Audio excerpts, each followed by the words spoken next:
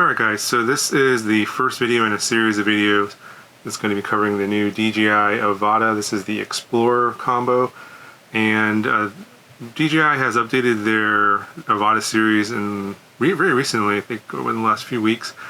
This has come out, the original combos came out about 4 months ago, I believe. I did not have a chance to review the original Avata. The Avata itself is not any different. Of course, there's been some firmware updates since then, but now in this new Explorer combo, they've added the new RC Motion Controller 2, which has some really good features.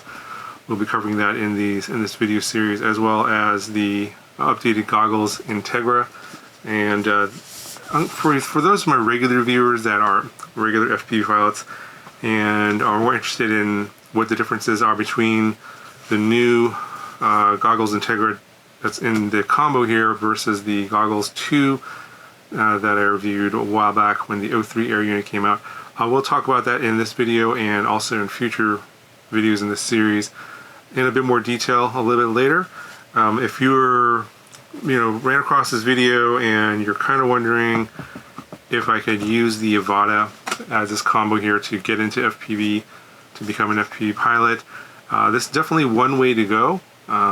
Going to see how useful this is in terms of a path forward for those of you that want to become an FPV pilot, and how versatile this package is going to be compared to other ways you can go. There's definitely less costly ways to go, but those basically you pay for that in the long run. I think after you watch this series of videos, you'll probably realize that while it might be cheaper to start off a certain path, you're going to ultimately pay a lot more money down the road, I think, and we'll talk about that as this video series comes along. We're going to first unbox and take a look at what we got in here in this package. We'll talk a little bit about the goggles, maybe a little bit about the motion controller, and then more of the flight stuff, how to fly this. As a first-time pilot, I will demonstrate that all for you, probably in a future video. So if you're, want to make sure you're notified on those future videos, make sure you're subscribed to the channel, turn your notifications on, and when I release updated videos on this package here, you'll get notifications on that. Anyway, let's go ahead and get everything out of the box, and we'll take a closer look at the components. So inside the big box, you get one box for the Avata, and then this is the Explorer combo. Comes with the Integra goggles right here, and this is the RC Motion Controller 2. And the other combo that they're selling, it does come with the Motion Controller 2. I don't believe they're selling the original Motion Controller anymore. You can get them on Amazon on some of the older bundles, but the official store is only selling this in the bundles. But that's called the ProView combo. Comes with the first goggles that the Avata came out with, the goggles 2. The Integra goggles is a little bit lower cost option for those of you that don't necessarily need all the features of the goggles 2, and I'll explain some of those differences here shortly. Alright, so here's everything out of the box, and here's the goggles Integra. This is the extra head strap that goes over the top. This is also what's different between this one and the goggles 2. Another thing that's different are these diopters. So these are these diopter inserts, or these little holders, and then these are the inserts for various levels of magnification right there. So it goes from -8 to +2, it looks like, both left and right eyes. And on the goggles 2, those had adjustable diopters built into the goggles. This one obviously fixed diopter, so a little bit of a cheaper solution, which is why you have a lower cost price on the goggles Integra. You get an over the OTG cable here for connecting this to your smartphone for the DJI Fly app. Get your documentation instructions for the motion controller and the goggles. Here is the new RC Motion Controller 2, and one of the main big features of the new one is the reverse feature. So for those of you that are used to using RC cars, you have the sort of the trigger that goes this way, that's for forward, and then there's this reverse motion. We'll talk about that more in detail probably later when I go and fly this outdoors. And then this new joystick feature here, basically drone up, down, so height, and then move it left and right. I believe yaw is twisting the actual joystick itself, and then you have your lock and mode buttons here. So very nice controller. You got your power button here, show your power levels, pretty nice. And then there's a little, I guess, little holder here, goes into the bottom, so a wrist holder, so it doesn't, if you drop it, it won't fall to the ground. And then here's the Avata. I don't believe there's anything fundamentally different about it. It's the same other than the firmware updates. Battery already installed in the back, gimbal holder here, and you got your sensors on the bottom. One set of props already installed, and then you have 2 spare props here, a left and a right. Documentation instructions, and then this is the battery charger, USB-C, and that's where the battery plugs in, and the USB-C cable. So that's everything in terms of all the parts. All right, so now let's talk about what's different between the goggles Integra, one on the bottom here, and the goggles 2. So as I mentioned earlier, the built-in diopter adjusters on the goggles 2. That's a nicer feature to have, and you don't have that on the goggles Integra. Just something to note here, I have modified my goggles to quite a bit here. This is some third-party stuff here, the foam for a better fit for my face, the strap here and the battery holder, and the shorter cable here. So this kind of mimics like what they've done with the Integra, where the battery is on the head instead of like in a pocket, and they got rid of the really long cable that tends to, like, I guess you put the battery in your pocket, but the cable kind of gets tangled up and stuff. And this is sort of my solution to sort of making it a little bit more manageable and just have a better fit and feel. This is all third-party stuff, and they kind of done that already with the goggles Integra, but obviously the biggest difference with the Integra is that the battery is built in and can't be swapped out. So if you the nice thing about this one is if you want to swap out the battery, you can do that. So the goggles 2 gives you a little bit more flexibility. And of course the built-in diopter adjustment. The IPD adjustment is the same.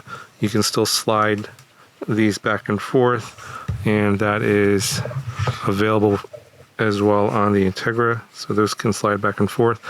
And I can tell already that this is quite a bit lighter. I believe this is 410 grams, and don't know what the weight of the goggles 2 is. It's a little bit more. It's probably like 500.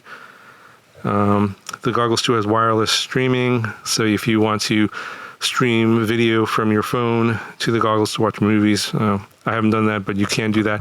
That feature's been removed on the goggles Integra. There's no head strap part here for the top. That is on the Integra. So if you want to use that with the top part of the head strap, that does give it a little bit more stability. They got rid of the touchpad from the goggles 2, so that's not there anymore. So all you have here is a battery indicator. So if you press the power button, it shows you the current battery level. These antennas are a little bit longer, so I can just tell that just looking at these.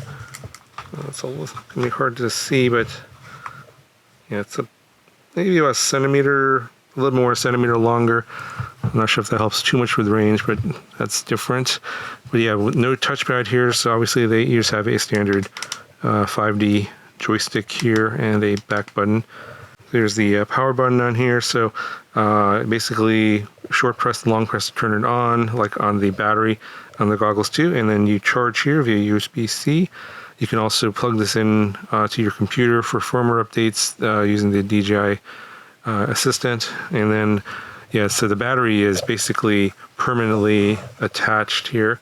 There's a wire that goes through this strap.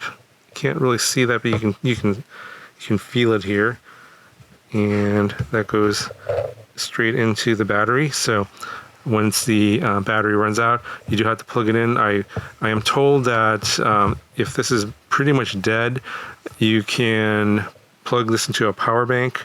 I believe it has to be able to provide 2 amps, and then it'll charge the battery and you'll be able to use the goggles as well. I'll test that out a little later if you're curious, but that's what I've heard. They've moved the micro SD card slot here to the inside in between the 2 lenses.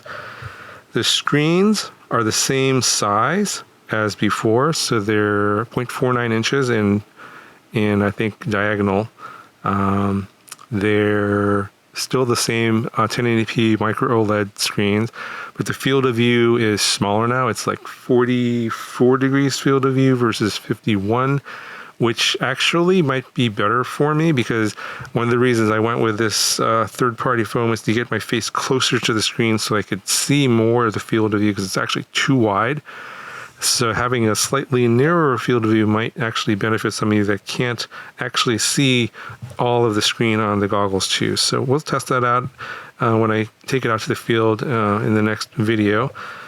And basically, yeah, the battery is in here.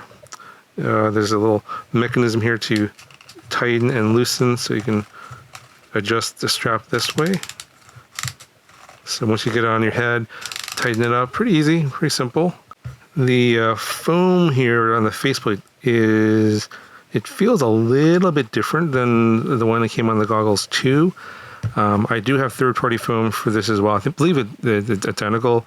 You have to take this faceplate off, and then you can use some third-party foam. I probably will do that because I did not like the stock foam on the goggles too. I like this sort of this Lycra, more breathable fabric type of foam, and it just fits my face better. Yeah, but I think this will be fine because the battery in the back of your head is going to be nice and balanced. I'm not sure if I'm going to use the top strap or not, because the goggle itself is fairly light. So another important difference between the Integra and the goggles too is that the Integra has a built-in GPS. I think it's right over here in the goggle. And that's important because I believe that they provided this model here for those that do want to comply with remote ID, and does make it easier because the goggles 2 doesn't have a GPS, and so you have to plug your phone in order to comply and be able to take off. So it does make it a lot easier to comply with the remote ID with the built-in GPS if you're using the Avata. Now, for those of you that are concerned that are flying the O3 air unit, it does not currently require it does not transmit any GPS data or require that you have a GPS lock to take off on the O3 air unit. Currently, even though it has the ability to provide that remote ID functionality, it doesn't do that right now in the current released firmware as of today is April 2023. That may change in the future. I personally feel like that's actually a benefit, not a something that's detrimental. For those of you that don't want to comply, you can just go get the goggles 2 instead, because it does not have GPS. They could always add that to all of the GGI products in the future. I've imagined what they'll do is they'll probably make that optional for the pilots. So at some point in the future, when that does become required in terms of the law, which is currently not, for basically self-built drones, you can add it yourself. Having that functionality is actually a benefit because you can turn that on and be compliant with remote ID without having to add additional equipment to your self-built drone. So I think that's actually a benefit. Anyway, a little bit of a controversial topic there. I don't particularly feel like it's a big deal, because for those of you that aren't going to comply, or you're just not going to comply anyway, and for those of you that may or do want to comply, it does make it easier, especially if you have the Avata, and potentially in the future if you're using the O3 air unit. But currently it doesn't actually do that functionality right now. Hey, just a quick addendum to this video. As I'm editing this, a new firmware update came out on the 25th of April that allows the connection of the motion controller 2 and the goggles Integra, as well as the goggles 2, to the Mavic 3 series of camera drones, as well as the Mini 3 Pro. So for those of you that are interested in maybe flying the Avata and the Mavic 3 series of drones and the Mini 3 Pro, the goggles and the motion controller will work with those models. I haven't had a chance to test that yet. I am going to be getting a Mini 3 Pro. That'll be coming out in a future video later. Probably going to make the video on flying the Avata first, of course, with the motion controller 2. Actually, I haven't had a chance to fly it yet. We'll see how that does, and I'm assuming it'll work the same way for the Mini 3 Pro, and I'll show that in a future video. Yeah, but I think that'll cover for all the differences between the goggles. I have a feeling I'm going to probably like this one. We'll have to see. I'll take out the field in the next video. If you happen to have the goggles Integra already, let me know what you guys think of it. And if you've actually tried both the goggles Integra and the goggles Integra 2, curious to see and hear what you feel are the differences, both positive and negative between the two. So anyway, in upcoming videos, we'll test out the goggles Integra with the Avata, of course, and the new Motion Controller 2. And we'll see how useful this is in terms of a platform for starting out as a total beginner, not able to fly. I'm assuming you have some knowledge of flying drones, like maybe a DJI Mini or Mini 3, something like that, Mavic, etc. From that sort, if you're coming from sort of that background, I think this will be a really good way to transition over to FPV drones, because this has the ability to switch from like sort of that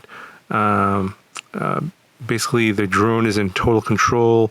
It's got position hold, altitude hold, and it'll just hold its position via GPS, and it has the ability to switch to manual mode using the remote controller 2, which is going to be more like a traditional FPV drone. If you're looking to sort of move on to something a little bit more traditional that most people that have been flying FPV for a while have been flying, but if you it doesn't necessarily mean you have to go that route. You can just stick with the Avata. The Avata can be just fine, and as long as you're happy flying that and getting the footage you want, then really there's no need to transition anywhere else. But we'll see how good this is. I'll let you know, and I'll give you my feedback in the upcoming videos. So make sure you're subscribed to stay tuned for future videos on this setup. Talk to you guys in the next one.